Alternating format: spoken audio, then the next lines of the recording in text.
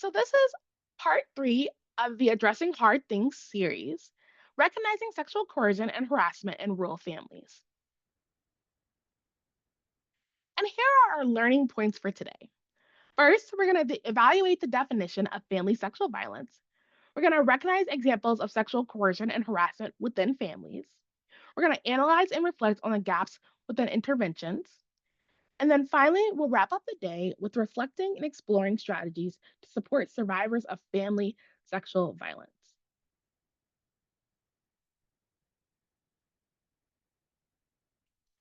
And if you've been to one of our webinars before, I'm often encouraging folks to do what they need to take care of themselves, right?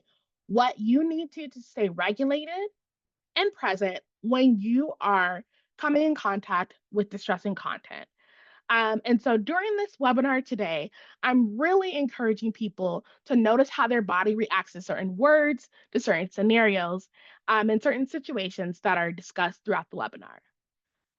While I will describe specific examples of sexual violence, I won't go into details about their experiences on the webinars today. And in every scenario that I bring up, this will be made up. This will not be a real case that happened to someone. Now, I firmly believe that we do our best learning when we're a little bit uncomfortable, but that is not the same as being traumatized or triggered or emotionally activated on a webinar. So if you find yourself starting to move towards that end of the spectrum, I encourage you to take some time away from the webinar. And whether that's taking a couple of deep breaths or getting up to get some water, we need and want you here to be able to do this work. And so, even if you have to watch the recording of this webinar in little chunks or spurts, that's okay. What's important to us is that you take care of yourselves. So, first, we're going to gain some context. What do we mean by sexual coercion in families, and how does this affect them? And so, part of setting the context for this webinar is backing up and talking a little bit about what happened in the first two parts of the series. Now, if you haven't had an opportunity to view them, they are up on our YouTube channel right now and available to view. But here's a quick summary of what's happened so far. In the purpose of this webinar, we will define incest as unwanted sexual conduct that happens between relatives. And so that's going to be really important for everything that we're talking about today. We know that when we're talking about sexual violence, the part about unwanted and consent are necessary. And so we are talking about non-consensual activity for this webinar and in this series. But we know that the general public, the law, and the experts, like the folks over at Incest Aware, who really helped me in educating me on this topic, define this topic differently, which can contribute to some confusion for those who are currently experiencing incest. We also know that it happens at higher rates that are ever reported, and most people don't disclose until adulthood. So that can be years or even decades after the violence has already happened. The reason why people don't disclose is varied, but that most often is related to shame about their experiences, confusion or lack of context for their experience, and lack of clarity about what can be done for support. So, yes, Lachey, I've experienced intrafamilial sexual violence. What can I do? Where can I go? For a lot of survivors, that answer isn't clear. And within their communities, they feel shame or they feel anxiety and scared about what to do about it when the people at the advocacy program are already well known to them and might be related to their families. So, especially when there is intergenerational sexual violence, so that's sexual violence that happens within families, right? But along generational lines, survivors may not know something is harmful until they're exposed to different experiences. And again, that isn't until after they've already experienced sexual violence. Particularly in rural communities, the social aspects of disclosure and seeking services can be a huge deterrent as well. We also know that this can happen to anyone at any age, but there's limited data to explain more accurate rates due to the stigma and taboo around family sexual violence. It can happen between parents and children, parents and grandparents, siblings, cousins, nieces and nephews, and then aunts and uncles as well. And related to that stigma, individuals and communities are also impacted by incest. What happens at the individual level impacts our communities, and what happens at the community level impacts the individual. And so, if we know that these things are related, then the types of interventions that are going to be the most effective will also consider the different levels of our communities as well. Another point that we really want to make sure when and contextualize when we're talking about this topic is when we talk about family sexual violence, we are talking about survivors, we're talking about harm doers, we're talking about secondary survivors, and we're talking about bystanders. And those different labels are not permanent, right? And they might switch in different situations. And so, again, when we're considering our interventions, we need to be aware of that and the gravity of how this might affect not just individual survivors, but entire family units. Now, in part one, we mostly focus on contact sexual violence because of that legal definition of incest. And most of those definitions are based, again, on that physical contact or marriage or the types of sexual activity that happens. And in line with that, we know that most of the time when people are talking about sexual violence within families, it's limited to intimate partner sexual violence, the sexual abuse of children who are actively children when the abuse is disclosed, and contact violence. And this is not unique to we're talking about interfamilial sexual violence. Many times, no matter who the harm doer is, non contact violence is viewed as less serious or prompts less reaction as compared to things like sexual assault and rape, right? So that physical violence that happens. But if that is what we are designating or using as examples of what sexual violence is, what does that do for our society? What does that do for survivors, right? What happens when we view family sexual violence in this limited way? When intimate partner violence is viewed as the focus, then we aren't going to be able to recognize sexual violence that happens between other relatives. And especially those who that have and especially sexual violence that happens between family members who don't live in the same household. So unintentionally, right, when we flatten the experience to just this, we are overlooking survivors in this narrative. When there's a hyper focus on sexual abuse of children and youth, then we are ignoring the experience of adults, right? And again, we know that there is intrafamilial sexual violence that happens in adulthood. Additionally, right, we're not going to be able to respond to adult survivors of child sexual abuse. So, if there is no immediate crisis needs, if we're only focusing on children, that means that often we're focusing and prioritizing that court and criminal legal response, and we're not able to provide the adequate services that are necessary for people who still want healing after disclosing as adults. And as we talked about a lot more in part one, people often don't disclose into adulthood. So if we say we want to serve incest survivors, but we don't have long term healing services available, then there's a gap. When contact sexual violence is viewed as the most violent, right? The most egregious. What sexual violence, this is real, quote unquote, real sexual violence, then we are narrowing down our understanding of what sexual violence is, right? And we're going to miss a whole range of sexually harmful behaviors and the survivors who experience them. And we'll also miss the more common sexual violence experiences that happen in public spaces, especially. And if we're only focusing on contact sexual violence, we're missing how sexual violence plays out in our culture.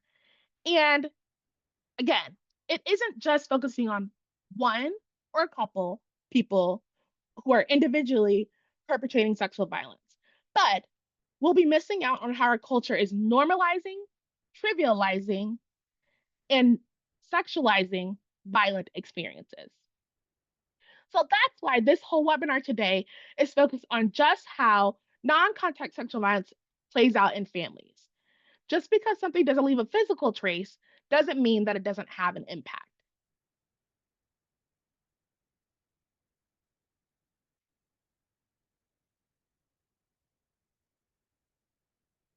And so, just like sexual violence in general is an umbrella term, non contact sexual violence that happens within families can take many shapes as well.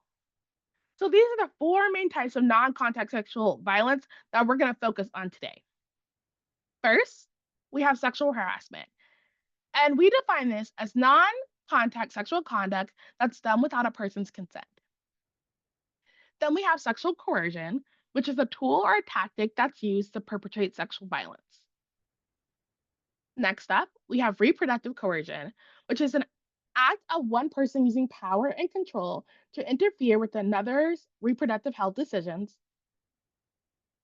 And then we have grooming, which is a preparatory state of sexual violence that offenders use to gain the trust and compliance of the people and those around them to establish secrecy and silence to avoid disclosure. So, again, when these things happen, it might not be as apparent on the surface, but they are still hurtful and painful. And these behaviors can also be passed down from generation to generation. And when things are passed down from generation to generation, then they become and are seen as normal. And I also want to put these definitions in the presentation, and particularly these first two terms, sexual harassment and sexual coercion, because in our society, these things are often reserved and thought about in the context of strangers and acquaintances or distant peers, like people we go to school with or those that we work with. But they do happen within families and often, even if we don't use these words to describe the behaviors.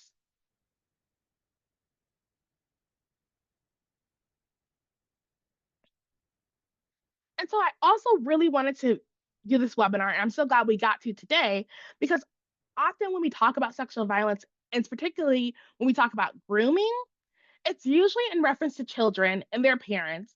And their main vulnerability when we're thinking about it is because of their youth, right?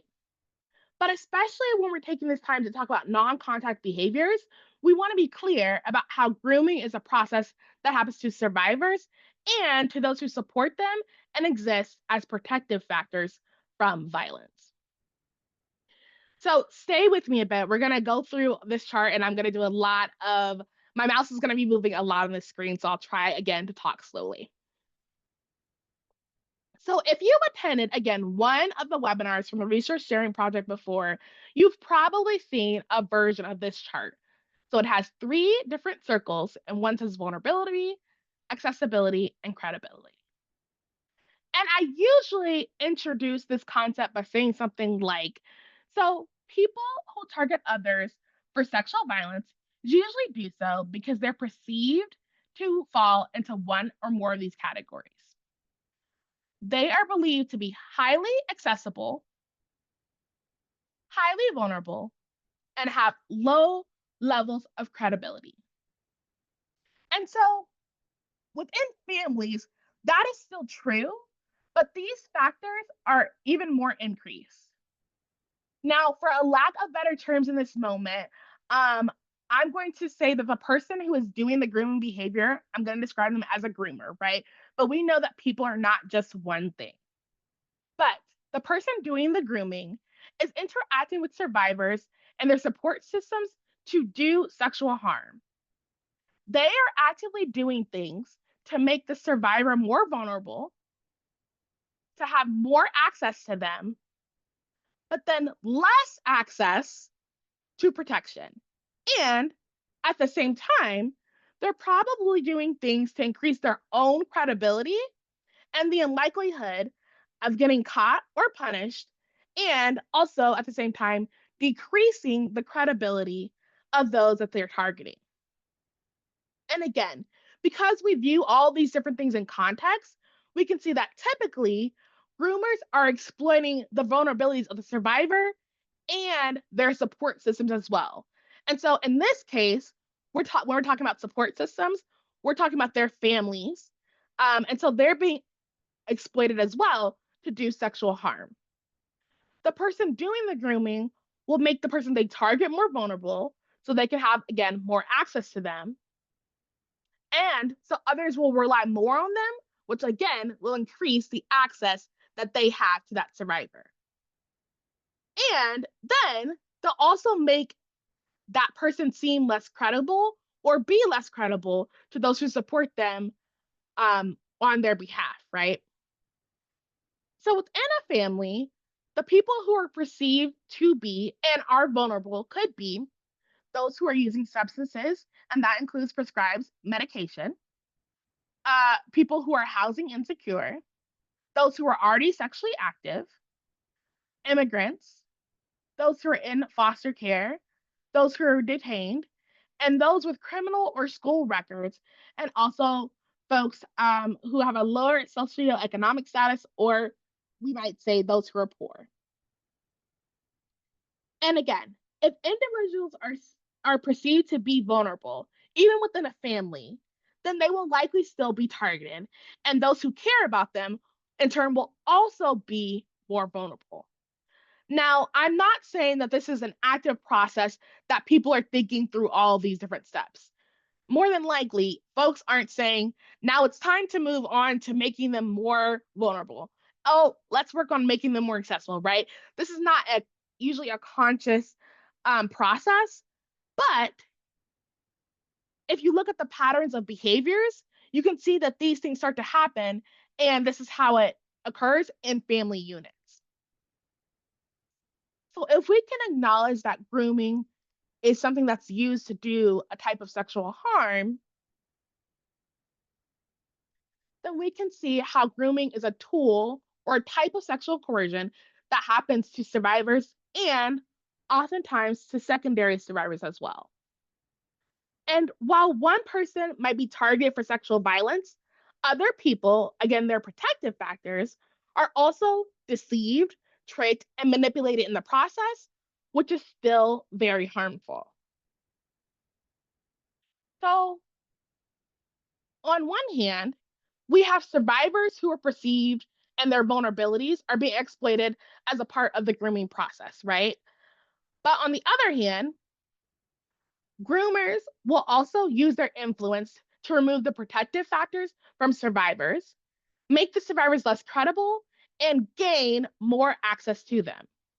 So, some different types of influences are power, right? And that could be financial, that can be being physically stronger than someone, being more educated than someone, or having experience. So, because so, for example, advocates have the experience of working with sexual violence survivors. So sometimes we're looked as the authority in our communities on sexual and domestic violence, right? Because of our experience. They might use their proximity, and that's being physically closer or seen as responsible for. So if they are the person responsible for childcare for survivors, right? That's being physically close or seen as responsible for. Or they might use their reputation, right? So being trusted and using their reputation as being perceived good or knowing the best, right? So because you are a successful business person, you are seen as good, you are seen as someone who can be relied upon because of your reputation in the community. Now, we are going to go through a scenario. And as we go through the scenario with Margot and her family, consider these different definitions that we just reviewed.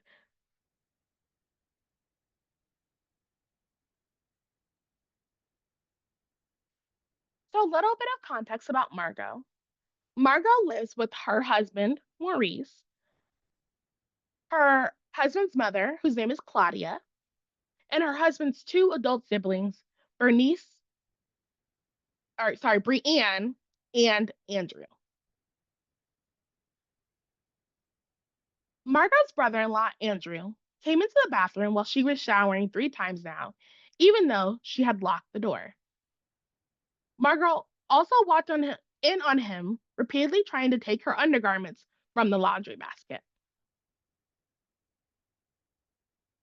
And so just think about from the definitions that we just reviewed, what's happening with Margot? What is the behavior that's happening in the scenario?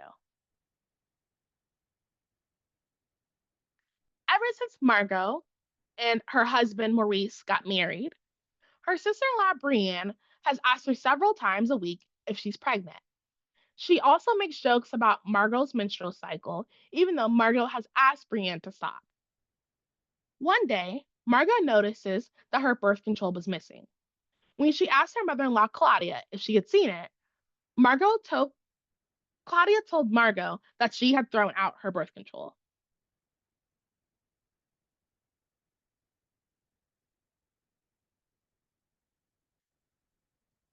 Since Maurice got hurt at his job, his uncle Dan has been coming by their house and buying groceries, as well as driving Claudia to her doctor's appointments.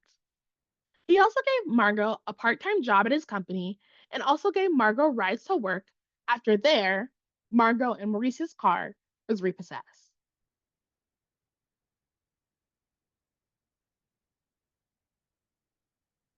After about 2 months of giving Margot a ride to work, Dan pulled into the gas station near the office. Before he got out of the car, he pulled out his phone and showed it to Margot. It was a video of him having sex. When Margot told Dan she was uncomfortable, he said, "The only way to keep the perks that you've been getting is to help me make another video. Let's keep this conversation between us." And so I'll give you all just a quick moment if you need to. So you all have a copy of the slides to look back over each of the different situations that's happening with Margot.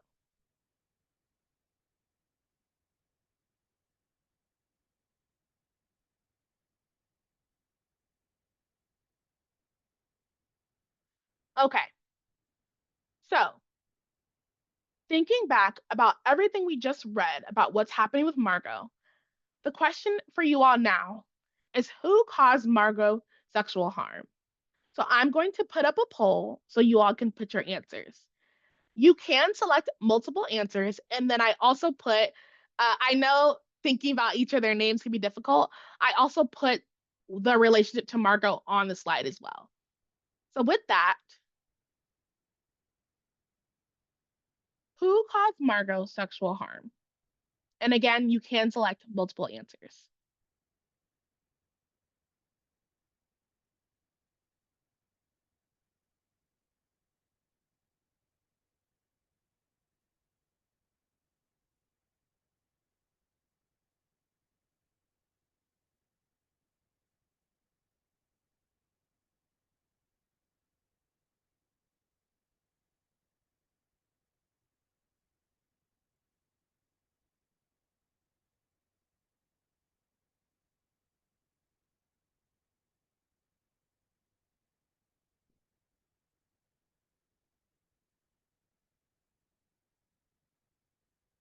Okay, we've got about 30% of people who've taken the poll, so I'll give it a little bit more time.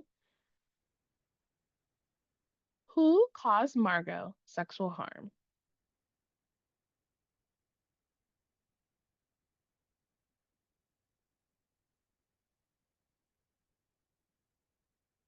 And if you're not able to access the poll, you can also put your answers in the chat as well. We're okay with all types of engagement on the webinar today.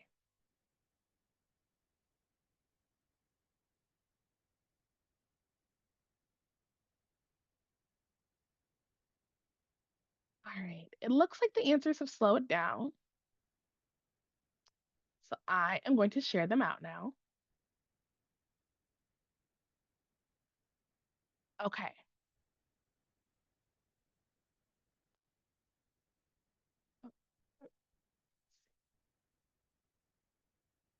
Okay. Uh, we're gonna pause really quickly. I just want to check in with our interpreters because I see one of their hands is raised, so I don't want to miss anything.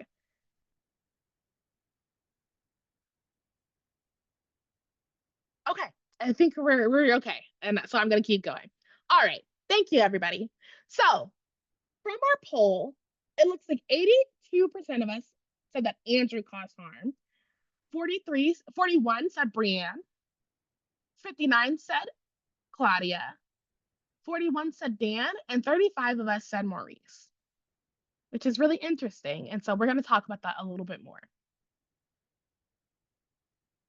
Okay. So you again all have a copy of the slides, and I know that this font is much smaller than what we usually use, but each of these scenarios is already in the presentation that you all have. So when we're thinking about who caused sexual harm, Andrew uh, did sexual harassment. Brienne was doing reproductive coercion as well as Claudia, and those were in two different ways, right?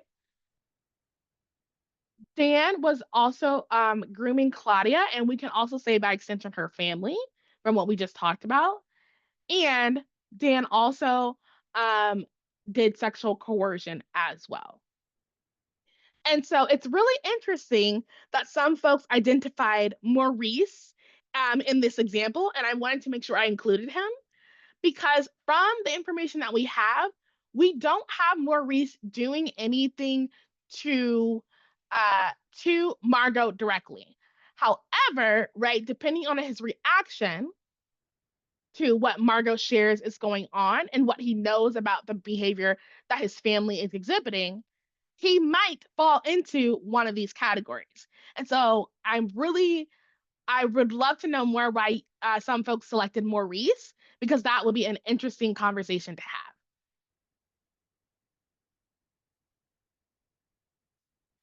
But remember, right, even though there was no touching in any of these situations, we still have several different instances of sexual violence that took place within this family.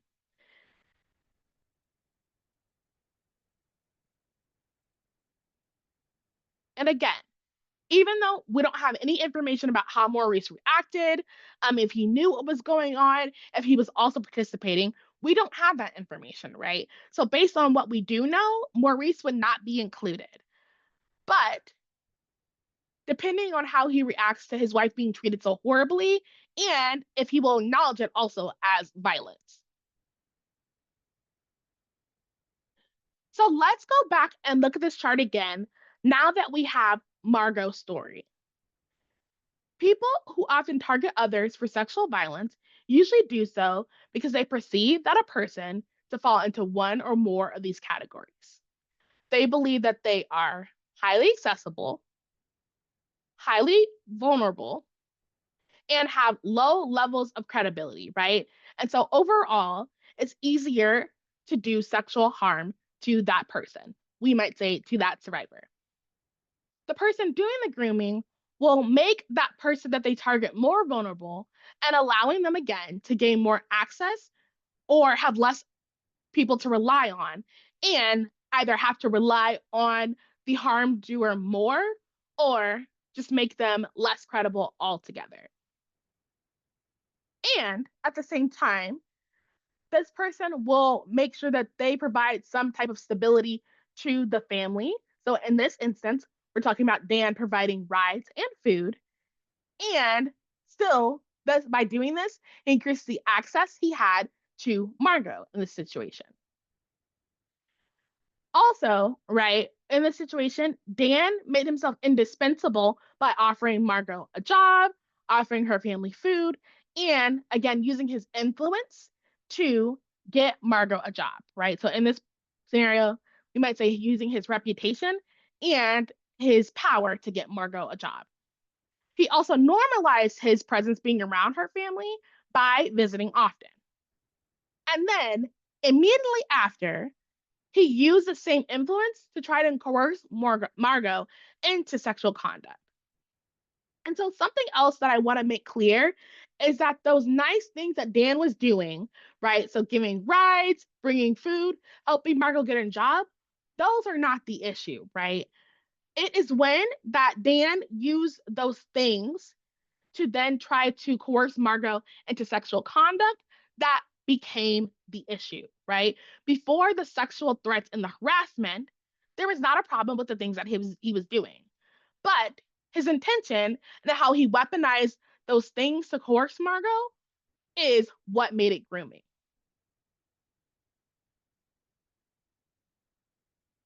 So, what does all of this really mean? Two major things, right? One, non contact sexual violence probably happens within families more than we realize, but because this behavior has been so normalized, our society doesn't feel that reactive to it. So, oftentimes when we talk about these specific behaviors, it's met with things like, oh, they were just joking. That's just how Brienne and Claudia talk, right? Or they didn't really mean anything by it, right? It was just a joke. And while those things can be true, it doesn't discount that those experiences were harmful to Margot. And it doesn't mean that we can't, it also means that we shouldn't just be taking a surface level approach to incest, but more specifically for this webinar, we need to remember that non contact sexual violence doesn't just happen in a vacuum, right? There's lots of things that are usually going on in someone's life. So when conversing with survivors about what they need and what happened, we need to notice what happened to them. So not just as individuals, but within their families and within their cultural background, what's happening around them. So other things that impact their ability to heal, get resources, and live stable and thriving lives. So for Margot, right, if we just focus on someone at her job sexually harassed her, we would not know, hey, this person is related to Margot. Oh, he's also a staple in her life. Oh, he's providing her and her family a lot of different other things, right? So making sure that we're noticing everything in context and also taking into account what's helped this person as well. So that doesn't have to just be people, but also their different coping skills, resources, approaches that they're using, and different spaces or places that they can go to find solace. And then we also want to focus on what hurts them. But in all of those things, usually what we see our advocacy responses focusing on are what's happened to them and what hurt them. But all of these different things are important. And within that, I want to back up just a little bit, right? Um, we can also see if we're looking at Margot's life in full context, how this violence might impact the other people around them as well, right? And if it's also impacting Margot's support system, they might be called secondary survivors, and we should be providing support for the secondary survivors we come in contact with as well. And so once we take the full context of Margot's life, the trauma, the health and social factors that are happening, but also the joy in her life, that's when we can start to support them in a healing and holistic way.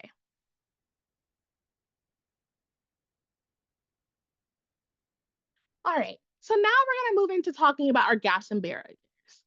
How does intrafamilial sexual violence affect rural communities, and what support is still needed?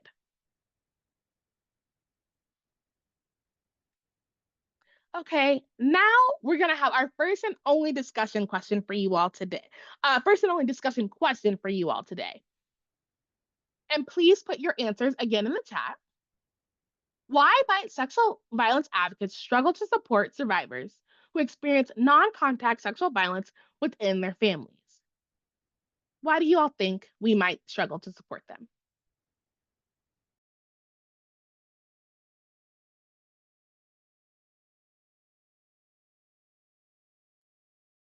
This is Nora providing tech support for the webinar. I'll be reading out some of the answers that I see in the chat. So I imagine people are typing right now.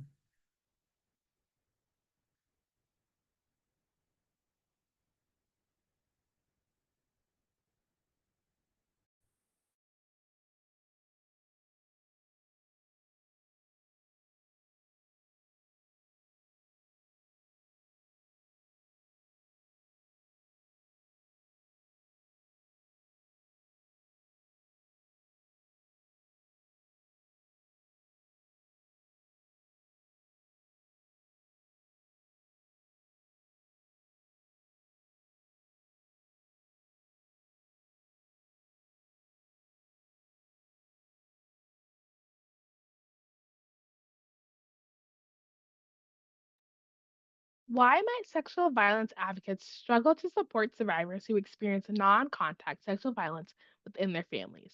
What do you all think?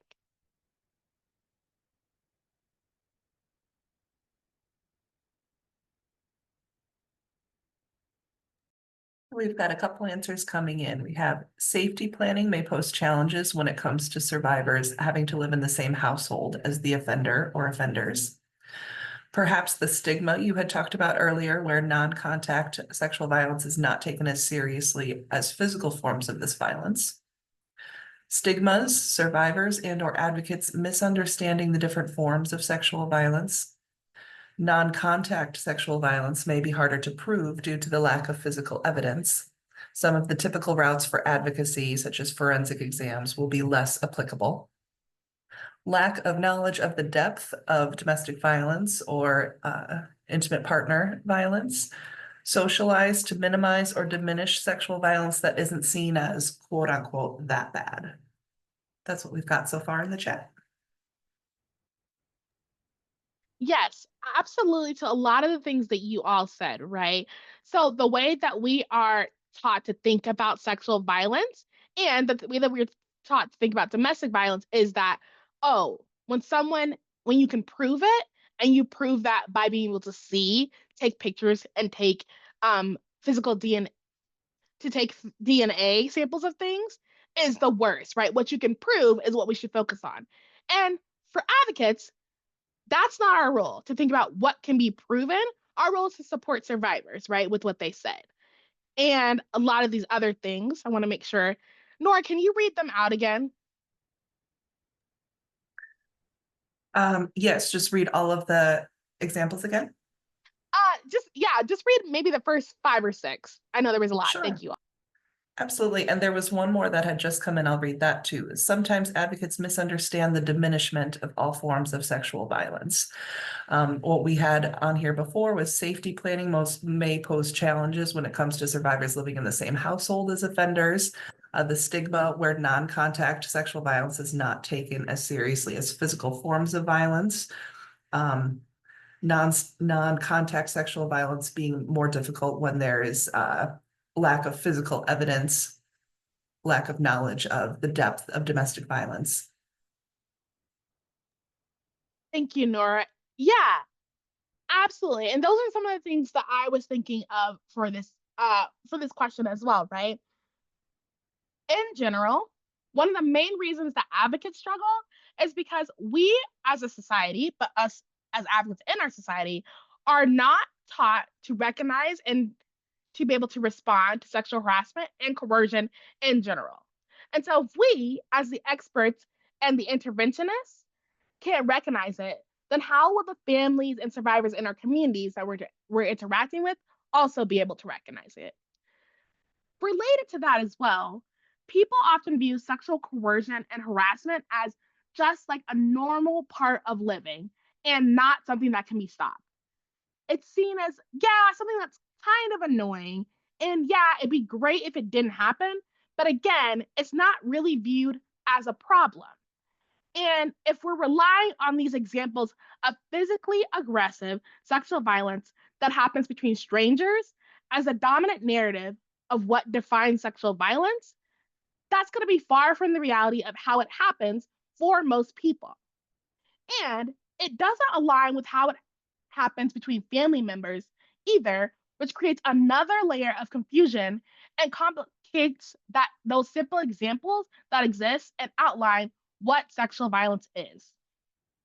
And as we already discussed, and some of you put in the chat, even though domestic violence does include sexual conduct and isn't only reliant on physical conduct, our definitions and what society says this is what domestic violence is don't match up to the things that we've even talked about in the webinar today.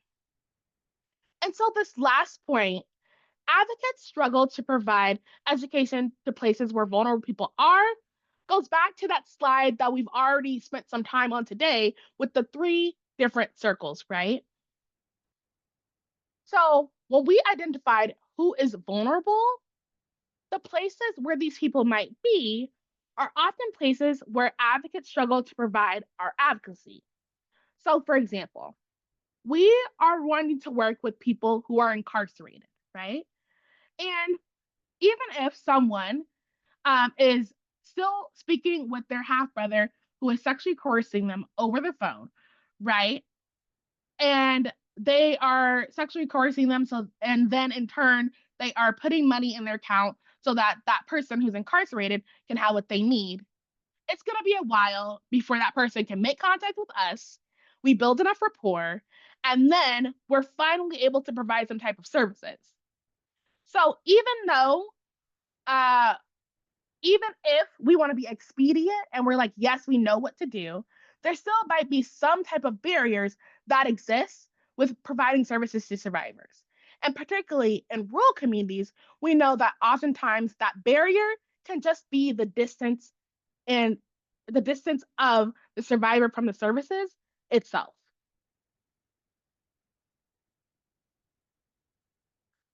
But this is one of the biggest reasons that we as advocates might struggle.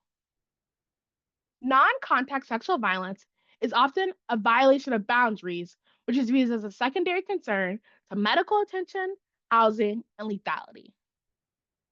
Non contact sexual violence is often viewed as a violation of boundaries, which is viewed as a secondary concern to medical attention, housing, and lethality. So, when our advocacy is centered around that crisis space, hide them out of sight or in a building, and shelter is viewed as our main and leading service, we won't be able to support the needs of people who experience non-contact intrafamilial sexual violence. And if our advocacy is focused on the immediate needs, on immediate safety, we won't have time to focus on all the other needs that survivors might have. And so remember, right, for a lot of sexual violence survivors, where they feel the most unsafe is in their bodies. For Margot, no one was physically restraining her or stopping her from moving. And in many of the situations that we talked about involving Margot, her families consistently violated her boundaries verbally, spatially, and otherwise. And that leads to this next piece, right? As rural advocates, but also as a society, we don't know what to do with boundaries in general.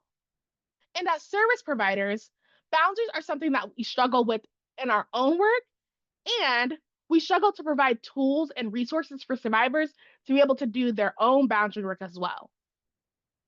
So, in communities and within families, boundaries are often so routinely crossed or they don't exist, which, when boundaries don't exist, that allows for more sexual harm to happen.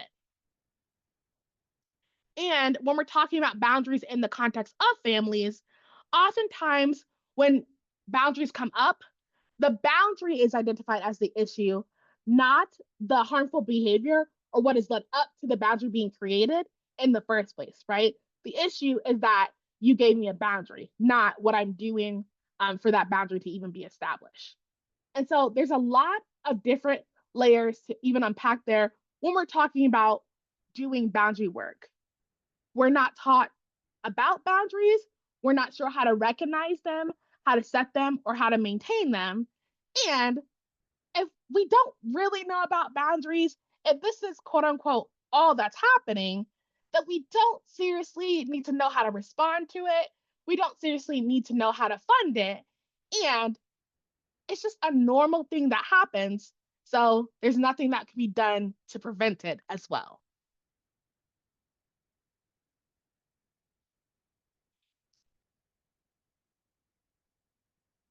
And if we're struggling with boundaries, we're also struggling with consent, which again is when sexual violence happens.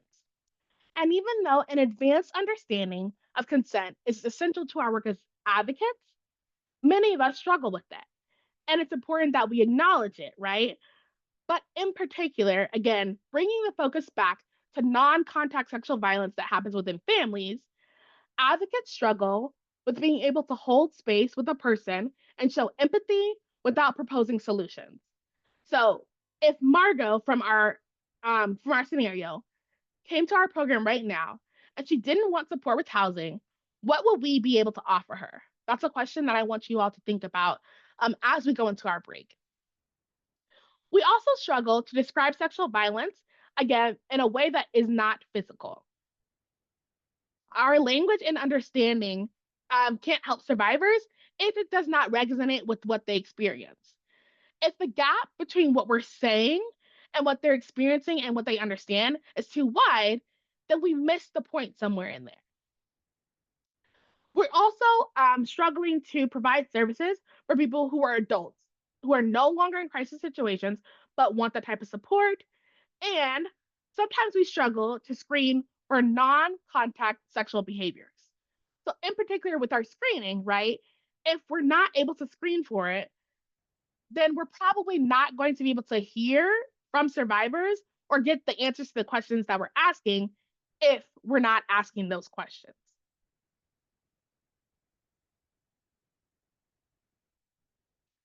So, what does that mean for advocates? If we're not recognizing the sexual harassment and coercion that happens within families, we're not educating survivors in their communities on how it takes place, and we're not helping people develop their understanding of boundaries and consent in a variety of settings, what will happen? We won't be able to connect with survivors who experience sexual violence within families. Our services won't be responsive or relevant to the needs of survivors. And ultimately, sexual violence will continue to happen. Okay, so with that, we've hit about our midway point. So we are going to take a short break. So I am going to pause the recording and then we'll take about an 8-minute break and then come back for our last piece of our webinar. So please be back at the top of the hour now. All right, Nora, and are there any questions in our Q&A? I just checked. I don't see any in there right now. I'll keep an eye on it. Wonderful. Thank you. And if there are any questions, again, put them in the Q&A and Nora will also be scanning our chat. So welcome back, everybody. Now that we've got our context and our grounding, now what? Now, together, we can move on to solutions. What can we as advocates and as advocacy programs better do to serve survivors of intrafamilial sexual violence? And before we make a single change, I want to give some words of wisdom that I also gave in part one. First, that encouragement, right? To make this change, it's going to be slow, incremental, and difficult. And if it is, that is an indicator that we're doing it right. Shifting the way our programs think and talk about domestic and sexual violence will probably take a while, and that's okay. If we're recognizing the full spectrum of sexual violence, that can be a traumatizing, scary, and frustrating experience for survivors and their families. And we know that there is a high likelihood that those in our programs are also survivors. And there's a likelihood that someone might be a survivor of intrafamilial sexual violence. And so we want to make space for in our programs for people to make these realizations while doing this work. And if we're going to do the work of changing hearts and minds, which is essential to stopping and preventing non contact sexual violence, especially, it's going to take time. I also want to acknowledge that making major changes to aspects of our programs and what we do will take a while, and also will take time for that to be reflective in our program. If we're going to focus on family sexual violence, we have to consider providing support to entire families and centering the needs of the person that was harmed in our interventions. And if multiple people are harmed, we will need a multiple layered strategy to support them. So, zooming back out a little bit, once we start to make those changes, so yes, let's say we're committed, we've trained our staff, we understand, we're ready, it's going to take even longer for other people in the community to recognize those changes, to understand the changes that we made and be responsive to those changes as well. So I'm not expecting any overnight changes from programs after this webinar, right? But I do hope that you all will try. I also want to acknowledge that it's going to take some time for trust to build before specific interventions can even begin. And if we really want to do this work, the fruit of our labor may not show up for months or years.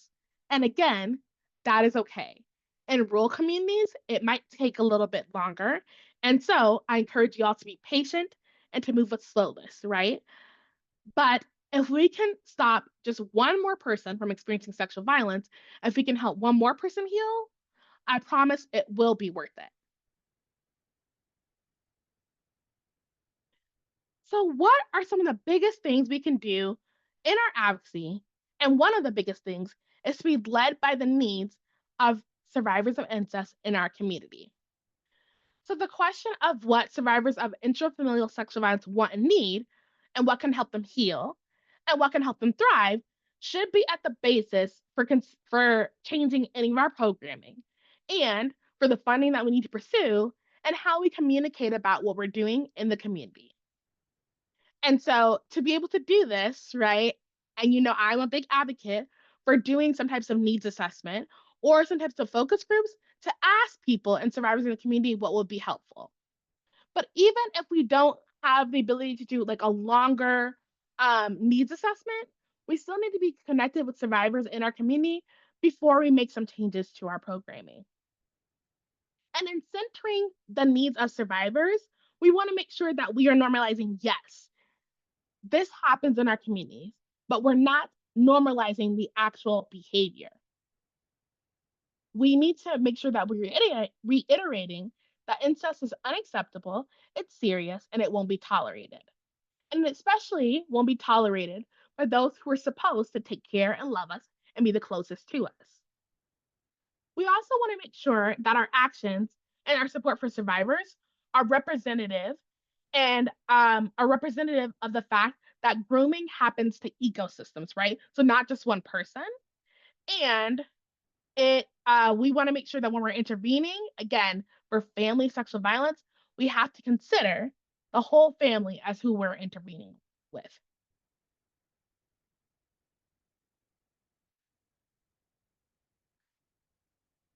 So that was all kind of like that warning, right? If we're gonna do this work, know it might take a while, and we want to make sure that we're centering survivors in everything that we do.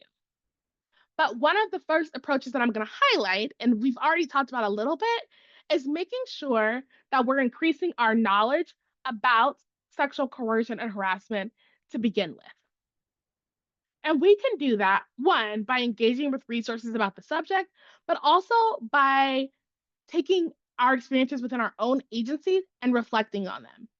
And I'm sure she's already on it. But Nora is going to put a resource in the chat for you all that is all about responding to sexual harassment and coercion in general. So if you want to know more about that and some more tips and responses specifically for responding to non-contact sexual violence, that's available to you all.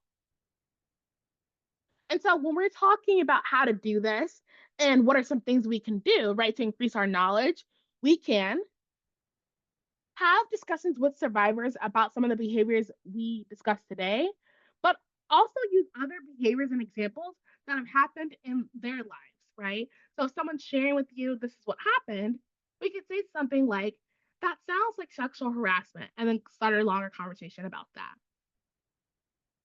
In our own internal communication, we should also be reviewing our past interventions, and some people might call them case plans, periodically to see how we can better support survivors as advocates.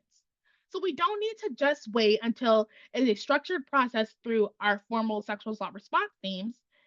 And we also want to acknowledge that sexual harassment and coercion might not show up in the reports or in case files for SARTs.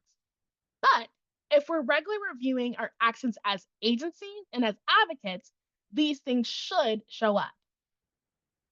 Now, that doesn't mean that as a part of our SARTs and in doing case reviews as well, we should not be talking about the sexual harassment and coercion that occurs. And in fact, in our role as advocates, we should be pointing that out too, because we know sexual violence is a continuum. Everything that happens is within context, right? So, not just sexual assault or rape or sexual harassment, but everything that surrounds it that contributes to these patterns of behavior. And then once we are knowledgeable ourselves, we can start to share this with other people. And that means having scenarios and being prepared to educate others in our community as well about non contact sexual violence. And again, this can include survivors, bystanders, secondary survivors, and those who are causing harm as well. And we want to make sure that the examples that we're using are relevant to how it happens in our communities and the language people might use to talk about these experiences in our communities. So you all could do something like we're doing today, doing a webinar or some type of education experience just talking about sexual violence and coercion. And again, doesn't have to be this formal, but knowing how people in your community talk and like to learn is going to be essential in your approach.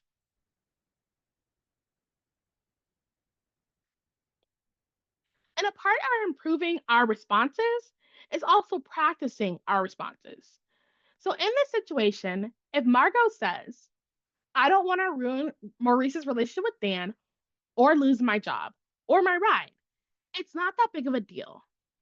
How we might respond as advocates is having a job is important, but so is your safety.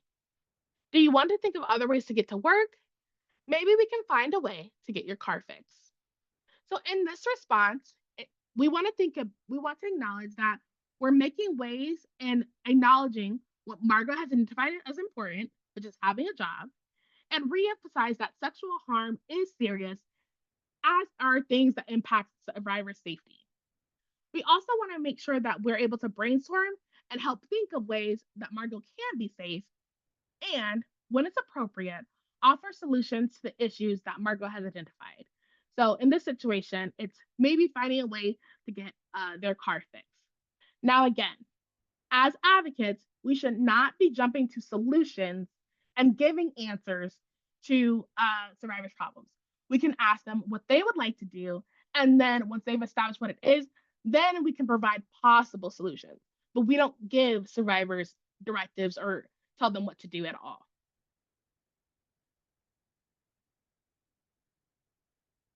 Another example could be,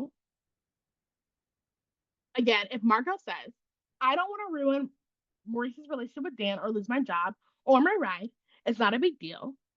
An advocate might say, I think Maurice would want to know if someone was making you feel uncomfortable. What do you think?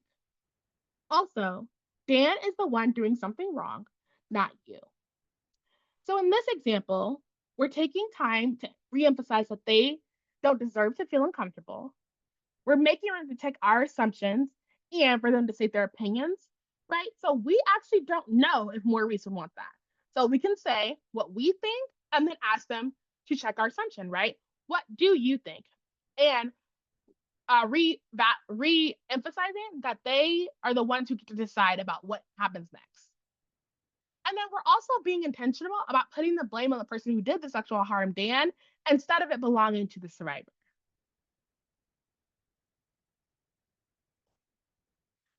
Another strategy is to make it impossible for people in our community not to know, to want to stop, and be able to prevent sexual violence.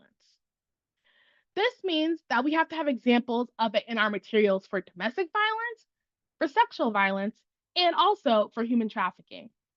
Now, we didn't talk a lot or really at all about it in this webinar, but incest and human trafficking can also intersect.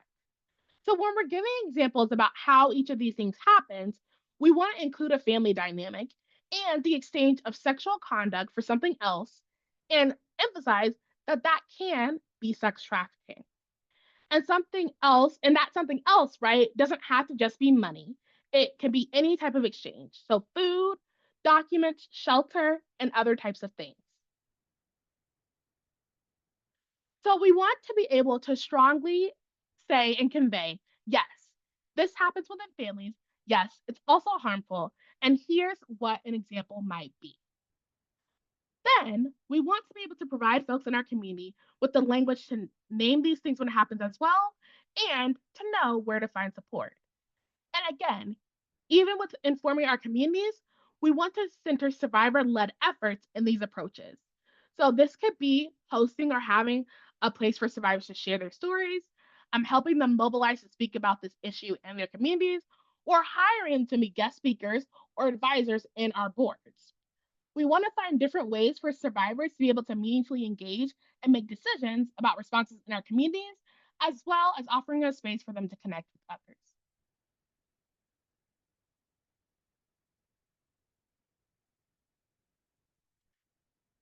Something else that we might want to do is modify the types of screening that we do. So, upfront, right, we need to make sure that we have a tool that goes beyond screening for lethality and unsafe housing as a base. Because, again, that doesn't reflect the needs of many sexual violence survivors, and especially those who are not in need of immediate crisis housing, but still need support. And so, if the baseline metric for our intakes or our screening tools is do you need shelter?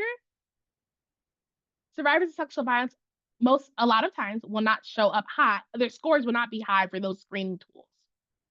So I advise you all to reflect on the screening tools we use and think about how does this tool describe the range of domestic violence experiences and how does it describe the range of sexual violence experience? And going a step further, what behaviors are screened for with these definitions? And considering what we talked about today, do they focus on contact sexual violence? And if people have questions about the terms in our screening tools or our intakes, how are we prepared to explain them? So, for example, in everyday terms, how would we describe sexual harassment? How would we describe things like stealthing, right? So, the removal of contraception without someone knowing while engaging in sex. How will we describe things like doxing on the internet? All of these things are related to sexual violence, but if we're not knowledgeable and we're not used to practicing and talking about them before our intakes, then it's going to be awkward and uncomfortable, and survivors will pick up on that as well. And again, all of these things are within the continuum of sexual violence and the range of sexual violence experiences. So it's important that when we're screening for these things, we're actually screening in a way that reflects survivor experiences and, more importantly, helps us understand their needs. And so I just did a whole lot of talking to you all about screening. And whenever we talk about screening, the next question is, well, questions should we ask, right? So I wanted to provide you all with some questions today that could be used to screen for non-contact sexual violence. But you'll see on the slide, there is an asterisk and there is something that says draft, right? So again, none of these questions should be asked without context, and we need to be prepared for the variety of answers and responses once these questions are asked. Has someone in your family said or done something that made you feel uncomfortable? How? Has one of your relatives watched you get dressed without your consent? Have you ever witnessed sexual violence within your family? How has this affected you? Has anyone in your family influenced or had a negative impact on whether you want to have children? In what way? And so I want to be clear, right? In these questions, you'll notice that the way the relationship between people is described differently. There's a mix of short and long answer questions.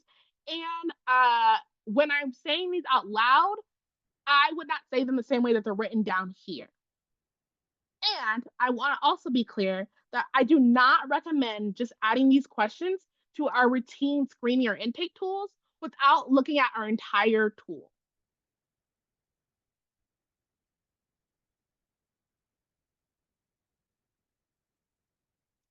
Now, narrate down a bit, right? We want to make sure that we're also able to describe non contact sexual violence appropriately in our communities. And that should be that should be shifting depending on the context. We want to think critically about how we describe sexual coercion or harassment in the context of families, what that behavior looks like, and how that might affect different people. how we talk about it in casual conversation, how we talk about it with our community partners and other sexual violence responders with different populations, right? So the same way that we talk about sexual coercion and harassment with um, with someone who with someone whose families decided how they were going to get married, right? Some people might say an arranged marriage, is not going to be the same way that we talk to someone who decided that they're never going to have children and have no contact with their families. And with different age ranges, the way we talk about it should also change. So the way I talk about this with someone who's 73 should not be the same way I talk about this with someone who is 18, right? Or 42. Within those different age ranges, there's going to be different experiences, different um, context and experience with technology, with different media references. And so all of those things are going to be important and how we're making sure that the way we talk about sexual coercion and harassment is understood.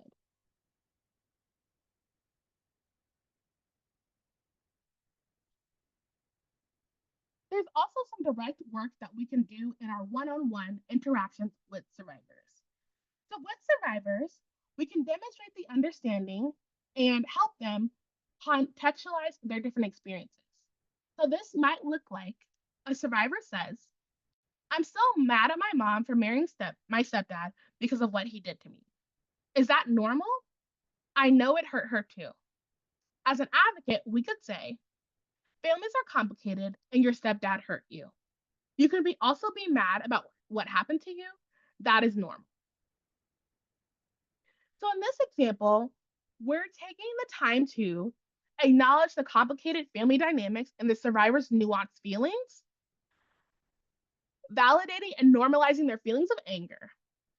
And this might also be a good time to start talking about grooming dynamics. But again, we want to focus on the survivor's feelings first before we attempt to educate. And when we are trying to educate, we don't do it to undermine the way a survivor has said that they're feeling. We're just doing to provide support and context for experiences. Another response I might say for this particular situation is if you want to talk more about why you feel angry or how you feel about your mom, we can do that too. I'm okay with you being angry. And here's another experience and how we can use some of those empathetic and active listening actions to also support survivors. If someone said something like, he never touched me, but he always made sure I could hear him touching himself when we shared a room. It kept me up at night. We might say, that's awful. I'm sorry that that happened to you. From what you told me, you also have trouble sleeping at night. Do you think this might be related? So, in this response, the advocate acknowledges what happened to the survivor and might potentially help the survivor make connections to other things happening in their life. And by asking and not assuming, right? So, asking, do you think this might be related? The survivor still gets to find their own experience.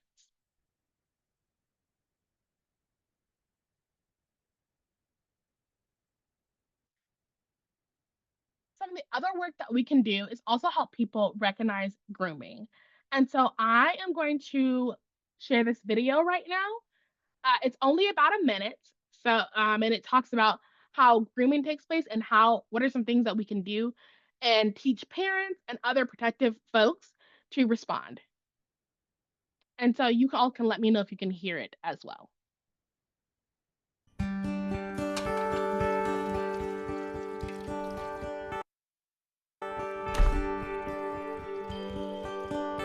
Oh, hey, honey. How'd you get home? I was gonna come get you. Oh, Uncle Cody gave me a ride. Oh, he didn't let me know. He told me he's gonna get me my own tablet. That is a very generous gift. He also told me I'm his favorite. Hey, I know you're getting too old for hugs, but he's your Uncle Cody. You look so pretty. Thanks. Do you like my earrings? Uncle Cody got them for me. Hey, what are you laughing at? Oh, nothing. Just something Uncle Cody sent me.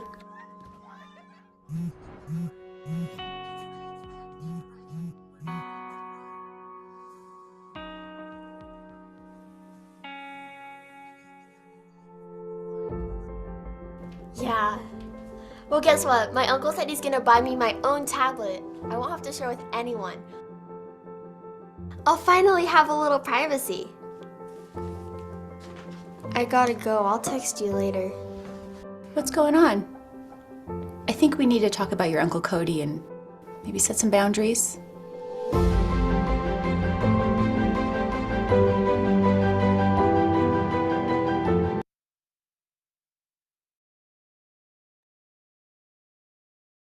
Okay.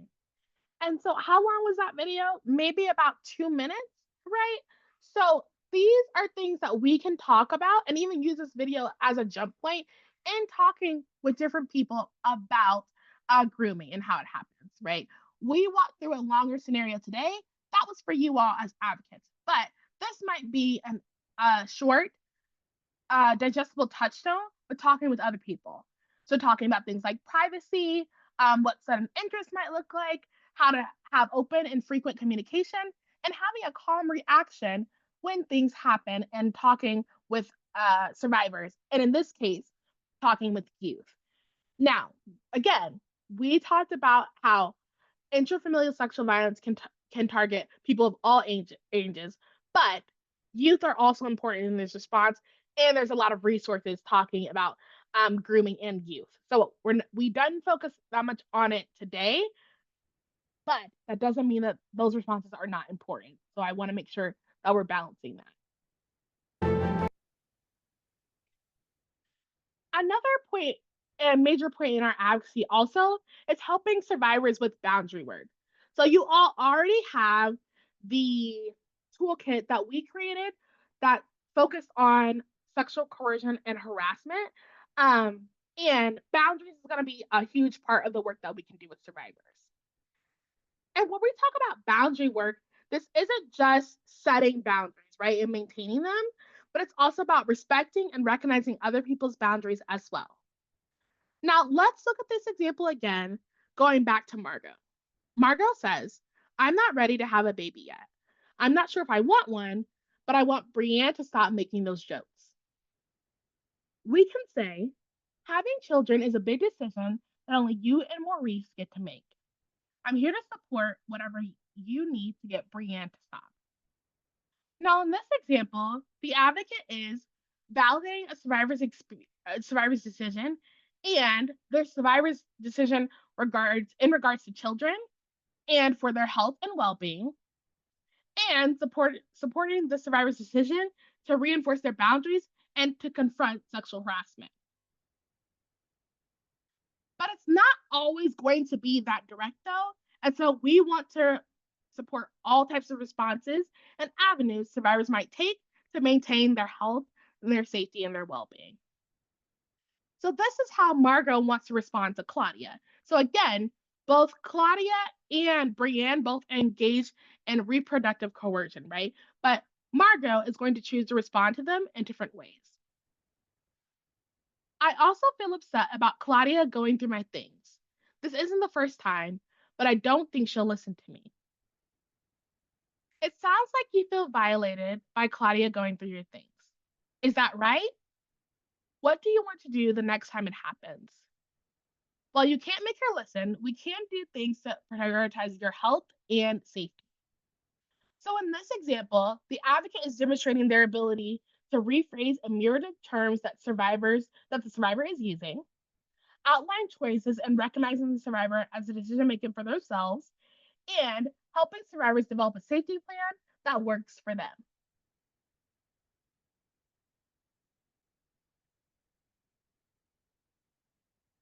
And last but not least, we want to make sure we're also supporting secondary survivors as well.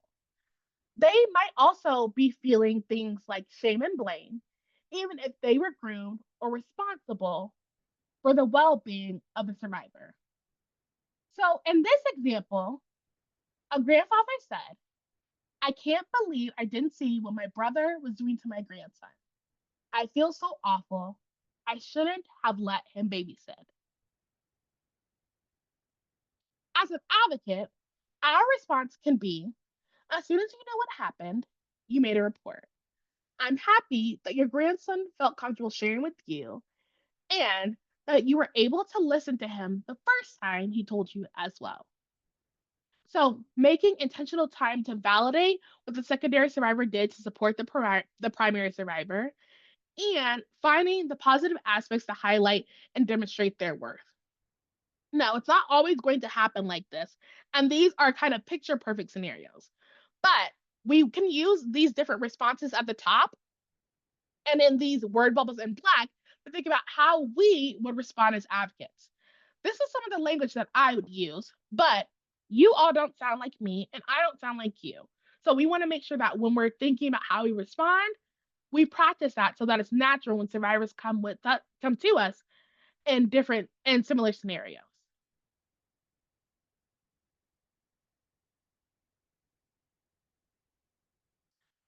Alrighty. So now, as we're wrapping up our webinar today, I we have some prompts that we would like you to respond to. So I will read it out loud, and I would like you to respond in the chat with what you might say if a survivor said this to you.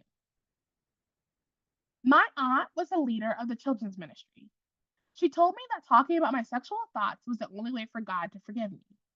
It's been over 2 decades, and I still think about that. My aunt was a leader of the children's ministry. She told me that talking about my sexual thoughts was the only way for God to forgive me. It's been over 2 decades, and I still think about that. If a survivor said that to you, what are some of the things that you might say in your response?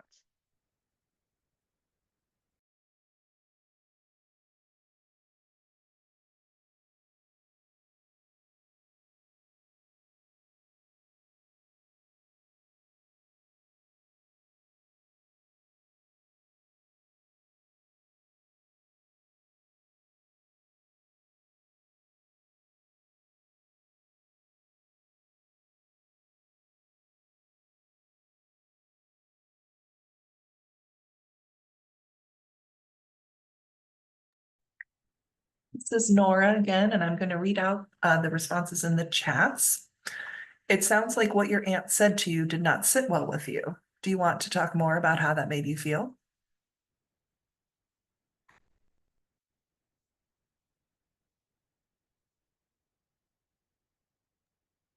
That response, you were mirroring what the survivor said, you rephrased, and gave them an opportunity to expand more.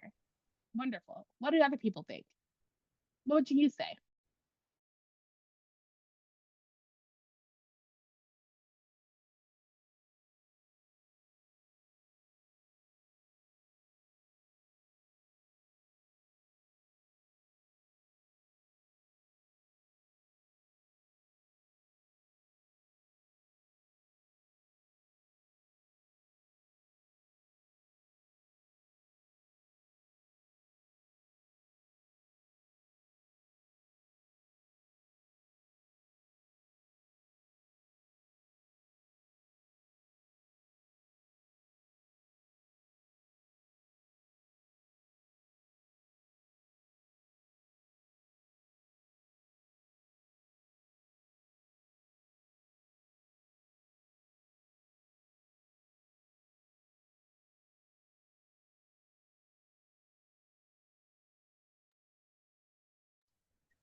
We've got some other responses in the chat now.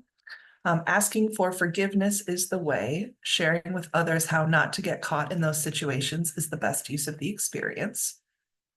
Someone else says, I can see this may be difficult to discuss, but how are you feeling about this? That sounds concerning. What sorts of feelings did that bring up for you?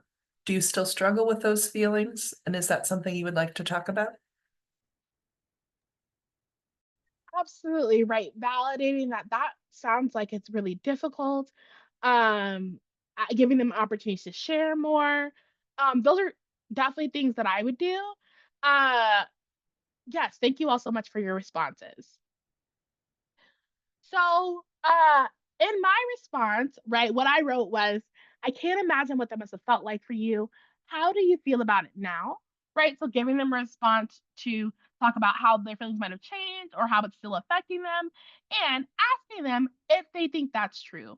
right? So we want to make sure that we give a survivor, again, the opportunity to define their experience and what they think. And we also want to make sure that we are taking the chance to identify problematic behavior and redirecting blame.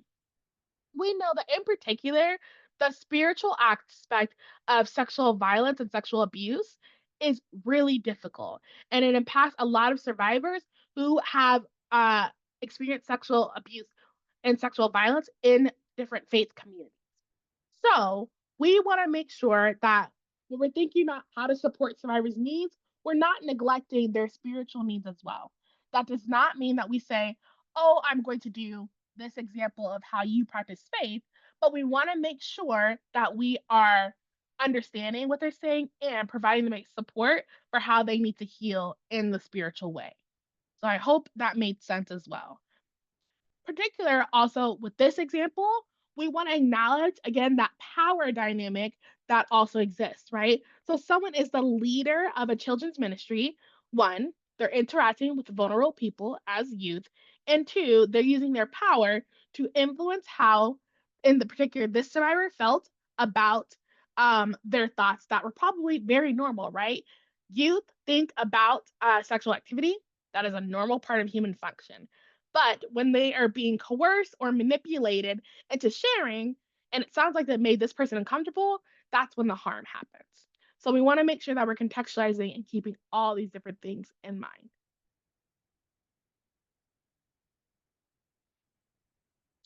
Another response that might be helpful also in this situation is it sounds like she took advantage of you not knowing any better and made you feel ashamed.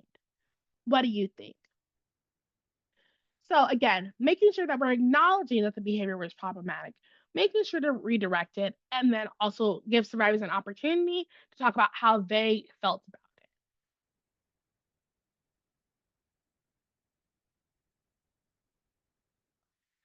it. And with that, we are finished for today with the formal part of our webinar. So if there are any questions, please feel free to put them in the Q&A now, and Nora will again be putting a copy of the slides in our chat.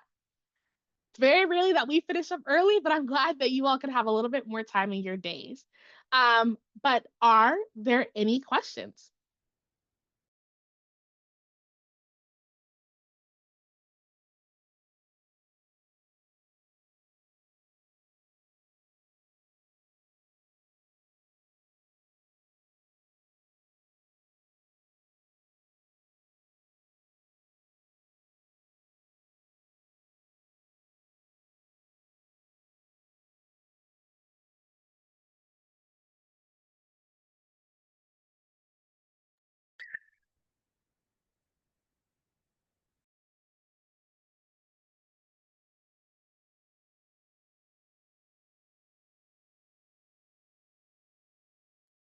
Lachey, there was one question. This is Nora again. Would it be possible to receive a certificate of attendance or confirmation of attending?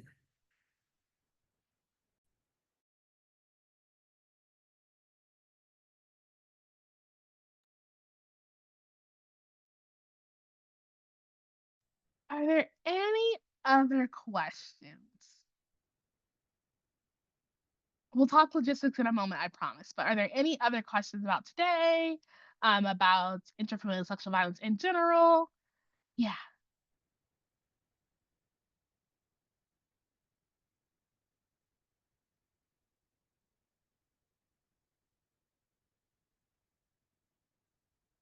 All right, there doesn't seem to be any, so I'm going to go ahead and close out the formal webinar today. Thank you all so much for coming.